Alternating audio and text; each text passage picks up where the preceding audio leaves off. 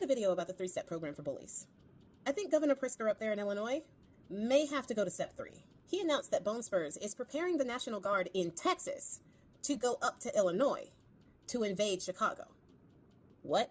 Now this comes not even a week after Judge Breyer, a federal judge in California, ruled that the Spurs administration knowingly violated the Posse Comitatus Act of 1878. Again, the Posse Comitatus Act of 1878 prohibits the use of military forces for domestic law enforcement.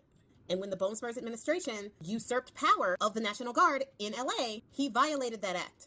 Now, there are exceptions to the Posse Comitatus Act that they tried to apply here by saying that the constitutional right to protest the ICE agents that were coming there and kidnapping people was an act of rebellion against the government. They used this language when talking to the leader of the National Guard, who should have known better, in order to get him to go with what they were telling him to do.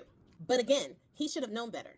The military is only obligated to follow lawful orders. And them just throwing a rebellion on something isn't a good enough reason to just follow orders. And the judge didn't pull any punches. Judge Breyer ruled that they knowingly violated the Posse Comitatus Act when they ordered that the National Guard take over LA against the will of the governor.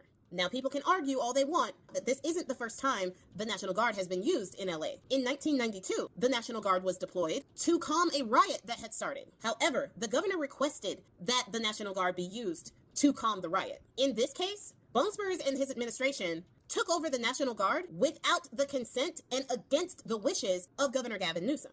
So this is not the same thing. Now, mind-blowingly, the troops are still not in the control of Governor Gavin Newsom. Even with this ruling, the National Guard is now restricted to non-law enforcement tasks. However, Spurs said that they're going to appeal it up to the appeals court again, which did not go very well for Gavin Newsom and his team the first time. The appeals court already went against Breyer's ruling that the National Guard was illegal back in June. So if it goes to the appeals court again, they could overturn it again. But even if they don't, because the U.S. Supreme Court now limited lower courts' abilities to have nationwide injunctions, this court ruling only applies to California. So Spurs trying to send the Texas National Guard into Illinois, which is a huge escalation even from taking over the Illinois National Guard. This is sending essentially a foreign National Guard from a completely different state with opposite ideology into another state. Imagine the meltdown of MAGA if New York's National Guard got sent into Kentucky. Same deal. So if this happens, the whole courts process will have to start again, specifically for that state. And even though it is now precedent because of this ruling in California, this ruling in California doesn't affect what can happen in Illinois. The courts in Illinois will have to litigate this case, which is stupid because it wastes taxpayer money, and he just keeps doing it in different places over and over and over again, hoping that he can normalize this behavior before the courts tell him that he can't do it. Now, if Spurs actually does send the Texas National Guard into Illinois, honestly, how is that not an invasion?